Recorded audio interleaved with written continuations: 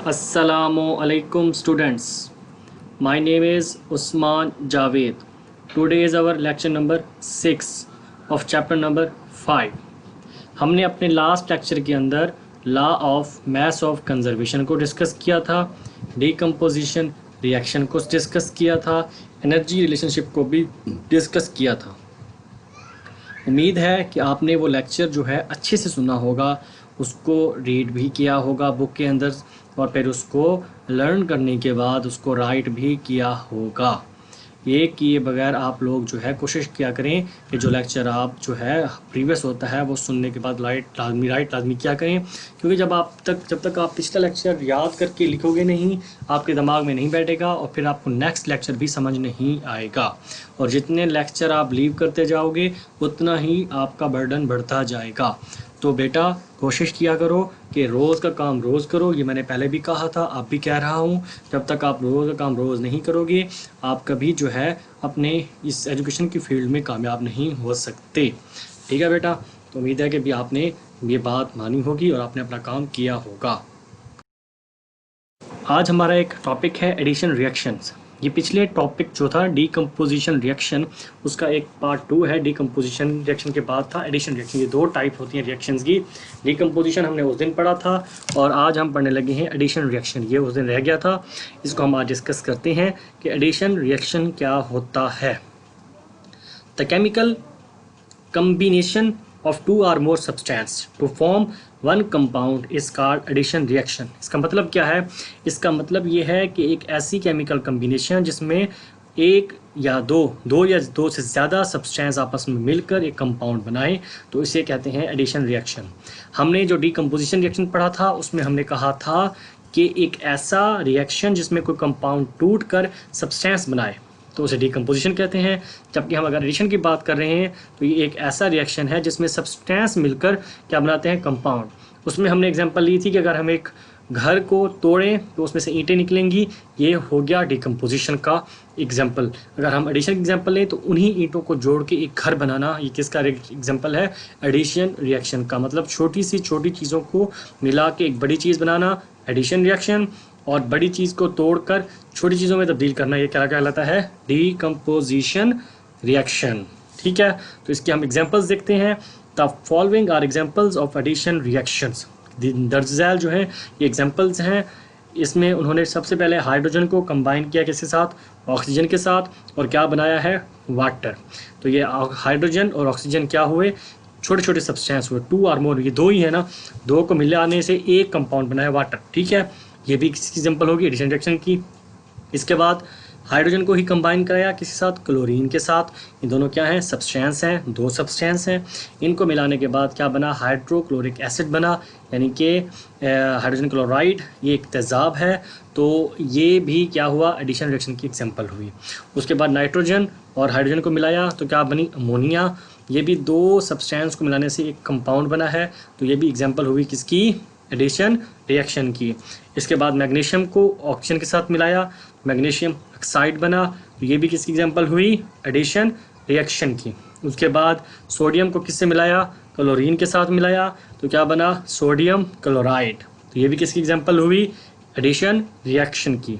और calcium oxide को जो मिलाया किसके साथ, कार्बन डाइऑक्साइड के साथ। अब ये जो सब्सटेंस है आपस में मिलकर एक बड़ा कंपाउंड बना रहे हैं जो क्या, कैल्शियम कार्बोनेट, तो ये भी किसकी एग्जांपल है, एडिशन रिएक्शन की। तो बेसिकली एडिशन रिएक्शन एक ऐसा रिएक्शन है जिसमें छोटे सब्सटेंस मिलकर एक बड़ा कंपाउंड बनाते हैं। इस टॉपिक के अंदर हम लोगों ने जो क्या करना है, डिफाइन करनी है। पहले डिफाइन की हेडिंग होगी, पहले ऊपर बनाइए द केमिकल कम्बिनेशन के ऊपर, नीचे एग्जांपल्स की हेडिंग बनेगी। अब एग्जांपल्स जो हैं वो इनमें से आप 1 से 2 कर सकते हैं, काफ़ी हैं। लेकिन बाज़ औकात क्वेश्चन दे देता है कि complete the reaction between nitrogen and hydrogen, या मैग्नीशियम एंड ऑक्सीजन, या फिर sodium and chlorine.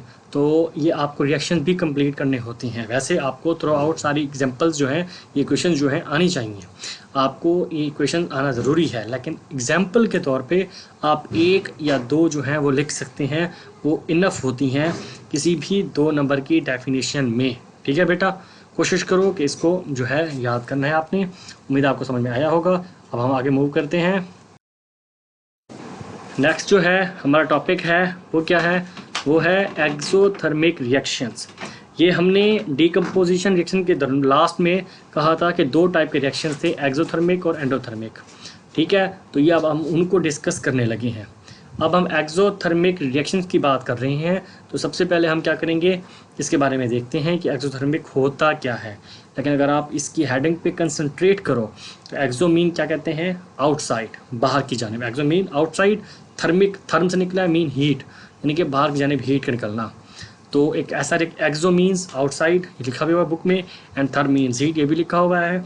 Exothermic reaction has are those reaction during which heat is given out. एक ऐसा रिएक्शन जिसमें हीट जो है वो बाहर की जानिब निकलती है या गिवन आउट होती है। Burning is a common example of exothermic reaction. जलने का जो अमल है ये एक कॉमन एग्जाम्पल है किसकी, एक्सोथर्मिक रिएक्शन की। कैसे, अगर हम देखें जब कोई चीज़ जलती है तो हीट क्या होती है, बाहर निकलती है, इवॉल्व होती है। ये एग्जाम्पल कॉमन एग्जाम्पल है किसकी, एक्सोथर्मिक की। अगर आप बर्निंग का प्रोसेस कोई भी ले लें, चाहे वो फ्यूल है, कोई चीज़ जल रही है, तो उनमें यही होता है। इसके आगे भी लिखा हुआ है कि फॉसिल फ्यूल्स, जिसमें कोल है, नेचुरल गैस है, ये बर्न जब होती हैं तो रिलीज़ करती हैं हीट को। इसमें उसने इक्वेशंस भी दी हुई हैं। कार्बन जब ऑक्सीजन के साथ मिलेगी तो कार्बन डाइऑक्साइड बनेगी, साथ में हीट। उसके बाद ये मतलब ये कोयले की एग्जांपल है। उसके बाद मीथेन गैस, यानी कि जो घरेलू गैस है उसकी बात करते हैं हम। CH4 जो है ये जब ऑक्सीजन के साथ मिलेगी, ऑक्सीजन कौन सी, हवा वाली, क्योंकि हवा की मौजूदगी के बगैर कोई भी चीज़ नहीं चल सकती।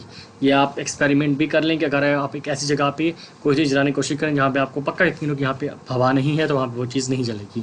जलने में ऑक्सीजन मेन रोल प्ले करती है। ठीक है बेटा, तो कार्बन जो है ये हाइड्राइड यानी कि मीथेन जो है, ये जब ऑक्सीजन के साथ मिलेगी तो कार्बन डाइऑक्साइड बनेगी और साथ में पानी भी बनेगा और हीट भी निकलेगी। उसके बाद जो है आयरन जब सल्फर से मिलेगी तो आयरन सल्फाइड बनेगा, ये भी, इससे भी हीट निकलेगी। ठीक है, ये लोहे के जो है ये भी इसमें है, इन्वॉल्व है। Fireworks are also example of exothermic reaction। Fireworks मतलब कि फायरवर्क्स भी इसकी एग्जांपल है एक्सोथर्मिक रिएक्शन की। 5.4 फिगर में आप देख सकते हैं इसको, फायरवर्क्स एग्जांपल। उसके बाद during activity 5.5 sides of the beaker become warm, the heat which makes the mixture in the beaker and the sides of beaker warm is released by exothermic reaction between calcium oxide and water। अब ये एक activity है, ये अगर आप करेंगे तो आपको इसमें पता लग जाएगा कि भी एक्टिविटी में किस तरह से उसने कहा है कि भी हीट जो है, जो कि बिकर के अंदर जो मिक्सर उन्होंने डाला हुआ था उसको हीट जो है वो हीट करती है, किस तरह से उसको मिक्स करती है। And side of the beaker warm is release by the exothermic reaction. और फिर जो बिकर के जो साइड्स होते हैं वहाँ से जो गर्मी भी निकलती है। मतलब अगर आप कोई देगची लें, उसमें कोई चीज़ मिक्सर डालते हैं, फिर उसको आप चूल्हे पर डालते हैं तो उसकी साइड जो है वो हीट कर जाती हैं और उस हीट से उनकी साइड से हीट्स भी निकलती होती हैं। ये आप चल के देख सकते हैं। इसमें कैल्शियम ऑक्साइड और वाटर की उसमें एग्जांपल दी हुई है और कैल्शियम हाइड्रोक्साइड बना हुआ है, साथ में हीट निकली है। ये एक एग्जांपल है किसकी, एक्सोथर्मिक रिएक्शंस की। चाहे आप ये एग्जांपल ना करो, ये एग्जांपल अगर नहीं भी करते आप, ये कैल्शियम ऑक्साइड वाली कोई मसला नहीं है, ऊपर वाली काफ़ी है इसमें, क्योंकि 2 नंबर का शॉर्ट क्वेश्चन आता है कि एक्सोथर्मिक रिएक्शन क्या होता है, उसकी एग्जांपल दे, तो इतना बहुत होता है। ये एक्टिविटी ना भी करें तो कोई मसला नहीं है। सिर्फ फ़िलहाल जो है आप ये डेफिनेशन और जो ऊपर ये कार्बन वाली, मीथेन वाली और आयरन वाली जो एग्जांपल है बस यही कर लें, बहुत है। ठीक है, इसके बाद वो क्या है, वो है एंडोथर्मिक रिएक्शंस। एंडो का मतलब इनसाइड, थर्मिक हमने पहले पढ़ा है, हीट से निकला है, इनके इनसाइड मतलब वो चीज़ जिसमें हीट इन अंदर जाने मूव करे। The reaction during which heat is absorbed is called endothermic reaction. एक ऐसा रिएक्शन जिसमें हीट जो है वो एब्जॉर्ब होती है उसे कहते हैं endothermic reaction. Thermal decomposition of calcium carbonate to produce carbon dioxide on commercial scale is an endothermic reaction. मतलब क्या है, thermal decomposition of calcium carbonate का क्या मतलब है कि कैल्शियम कार्बोनेट को डिकम्पोज करने के लिए हीट का देना to produce carbon dioxide on commercial scale is an endothermic reaction. अब इसमें डिकम्पोजिशन रिएक्शन क्या होते हैं ये आपको पहले पता है, जिसमें हम लार्ज मालिक्यूल्स को तोड़कर छोटे मालिक्यूल बनाते हैं। जब हम लार्ज मालिक्यूल को तोड़ेंगे तो उसके लिए हीट तो निकले, हीट तो चाहिए होगी ताकि उसकी जो बॉन्डिंग है वो हमने तोड़नी होती है कैल्शियम की, जो उस कंपाउंड के अंदर जो एलिमेंट्स होते हैं उनको आपस में अलग करने के लिए, तो इसके लिए उसे हीट चाहिए होती है। तो इस प्रोसेस में हीट जो है वो मूव करती है इनसाइड, अंदर की जानिब। तो ऐसे में जो है ये एग्जांपल परफेक्ट है फॉर एंडोथर्मिक रिएक्शन। एंडोथर्मिक में भी हीट जो है वो इनसाइड अंदर जाने मूव करती है, और फिर डीकम्पोजिशन रिएक्शन में भी हीट अंदर जाने मूव करती है। ठीक है, उसके बाद वो है during activity 5.6 you will feel that the sides of beaker become cold. This is because an endothermic reaction takes place by absorbing heat from the surrounding walls of beaker। अब ये जो एक और एक्टिविटी उन्होंने दी हुई है, पहले उन्होंने दी हुई थी एक्सो की, अब उन्होंने एंडो की दी हुई है। एक्सो में जो है वो हीट निकल रही थी, एंडो में हीट जो है वो अंदर जा रही है। इसकी क्वेश्चन भी उन्होंने शो की हुई है। ये भी अगर आप चाहे ना करें कोई मसला नहीं है, ये एक्टिविटी वगैरह ये लास्ट नीचे वाला जो पैराग्राफ भी आप कर लें कि formation of nitric oxide from nitrogen and oxygen and hydrogen oxide from hydrogen and iodine are also example of endothermic reaction। बस आप ये एग्जांपल्स कर लें, ये इक्वेशंस कर लें, जो ऊपर की एक्टिविटी है वो आप स्किप कर दें, इसमें कोई मसला नहीं है, क्योंकि इतना बहुत है कि आप एग्जांपल भी लिखें, उनकी इक्वेशन भी लिखें, डेफिनेशन भी लिखें, तो बहुत एक्टिविटी और करने की ज़रूरत नहीं है। ठीक है, उसके बाद ये हमारा लास्ट टॉपिक है इस चैप्टर का, importance of exothermic reaction in daily life. हमारी रोज़मर्रा की ज़िंदगी में जो एक्सोथर्मिक रिएक्शंस हैं उनकी क्या इम्पोर्टेंस है। ठीक है, exothermic reactions have great importance in our daily life. They are extensively used in fulfil our needs of heat energy for various purpose. मतलब क्या इसका मतलब, क्योंकि एक्सोथर्मिक का जो रिएक्शन है वो हीट हमें देता है, तो क्योंकि हमें हीट या एनर्जी हमें चाहिए होती है, तो इसीलिए एक्सोथर्मिक के जो रिएक्शंस हैं वो हमारे लिए बहुत ज़रूरी हैं और हम उनको बहुत सारे कामों में इस्तेमाल भी करते हैं। The heat released during burning of fuel at our homes is use for cooking food and warm our rooms. हमारे घरों में जो हमारे कमरे हैं सर्दियों के अंदर उन्हें गर्म करने के लिए और आम तौर पे खाना पकाने के लिए इस हीट को हम इस्तेमाल करते हैं जो जलने से पैदा होती है। यानी कि अगर हम कोई गैस ला रहे हैं जो नेचुरल गैस होती है, या हम कोई फ्यूल जलाते हैं या कोई भी चीज़ लाते हैं, तो उससे जो हीट पैदा होती है उसी से हमारे खाने भी पकते हैं और हमारा जो कमरा है वो गर्म भी होता है। उसके बाद the heat released during burning of petrol और diesel in the vehicle engine increase pressure of the products to push and move the piston in the cylinder. The force of piston turns the wheels and makes the vehicle move। अब अगर हम एक और example लें, ये तो पहली थी फूड की, दूसरी थी कमरे की, और तीसरी हम ले रहे हैं गाड़ियों की। गाड़ियों का जो इंजन होता है उसमें जो पेट्रोल या डीजल डलता है, तो वो करता क्या है, हमें पेट्रोल डीजल डालते क्यों हैं? ये पेट्रोल और डीजल जो है ये जलता है, इसके जलने से हीट पैदा होती है और वो हीट से प्रेशर क्रिएट होता है, और वो प्रेशर से जो है पिस्टन को मूव करने में हेल्प मिलती है, और जब पिस्टन मूव करता है तो पिस्टन के मूव करने से व्हील मूव करता है, और व्हील जब मूव करेगा तो व्हील से गाड़ी चलेगी। इसको हम रिपीट कर रहा हूँ दोबारा कि भी जो गाड़ी के अंदर पेट्रोल या डीजल होता है, जब गाड़ी चलती है तो ये पेट्रोल और डीजल जो है ये जलते हैं, जलने से हीट पैदा होती है यानी कि एनर्जी। अब ये हीट जो है क्या करेगी, इससे प्रेशर बढ़ेगा तो पिस्टन मूव होगा तो फिर पहिया चलेगा यानी कि व्हील चलेगी, जब व्हील मूव होगा तो गाड़ी चलेगी। ठीक है, उसके बाद heat produce by burning of fuel in thermal power station is used in generating electricity. अब चौथे नंबर पे क्या इस्तेमाल करना है, इसमें क्या है, इसमें है कि हीट जो है वो किस में इस्तेमाल होती है, जनरेटिंग इलेक्ट्रिसिटी की बिजली जो पैदा करने में भी हीट का इस्तेमाल होता है। और वो कैसे होता है कि हीट जब पैदा होती है जलने के अमल से, जिनके फ्यूल को गर्म जलाएं उससे जो हीट पैदा होती है वो हीट थर्मल पावर स्टेशन को भी जो है वो हेल्प करती चलाने में। थर्मल मीन हीट ही होता है, या आपने पहले भी पढ़ा हुआ है। ठीक है, heat produce during digestion of food in our body keep us warm and alive. अब एक और यूज़ आ गया, वो क्या है कि हीट जो है हमारी बॉडी में जो जब खुराक डाइजेस्ट होती है तभी पैदा होती है, और वो हीट कहाँ इस्तेमाल होती है, वो हमारी बॉडी को गर्म रखने के लिए और हमें ज़िंदा रखने के लिए इस्तेमाल होती है। हम जो काम करते हैं इसे ये उसमें भी इस्तेमाल होती है।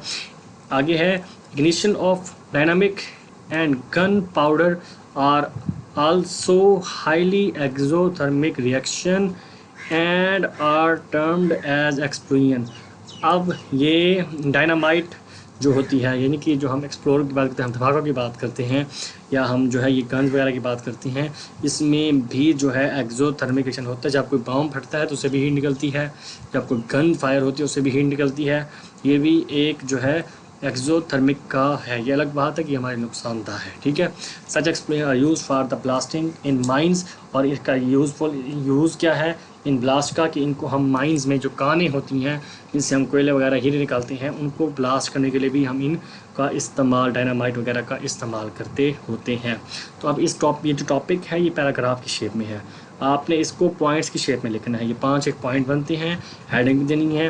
पहला क्या लिखोगे, यूज़ इन फूड, दूसरा यूज़ इन रूम्स, तीसरा यूज़ इन व्हीकल, चौथा क्या लिखोगे, use in thermal power station, पांचवा यूज़ इन आवर बॉडी, छठा लिखोगे यूज़ इन माइंस, ठीक है। मतलब माइंस में किस तरह से सवाल होता है ये अब आपकी हेडिंग इसको आपने खुद बनानी है। इसके हेडिंग बना के, इसके नंबर्स बना के, इसको अंडरलाइन करके, इसकी निशान लगा के इसको आपने कंप्लीट करना है टॉपिक को। उम्मीद है कि आज का ये आपका टॉपिक, ये जो चैप्टर है ये कंप्लीट हुआ और टॉपिक भी आपको समझ में आया होगा। ये टॉपिक बहुत ही ज़्यादा इम्पॉर्टेंट है।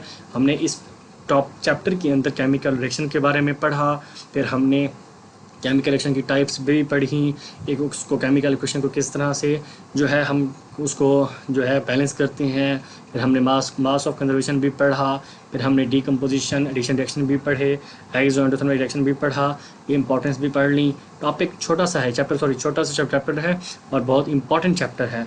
कोशिश करें कि इसको अच्छे से याद करें, याद करने के बाद इसको राइट करें, राइट करने के बाद अपनी मिस्टेक्स निकालें, ठीक है। अपना काम रोज़ का रोज़ करें। उम्मीद है कि आपको ये चैप्टर समझ में आया होगा और आप इसकी हम मेरी बात पे अमल करेंगे, रोज़ का काम रोज़ करेंगे। वस्सलाम।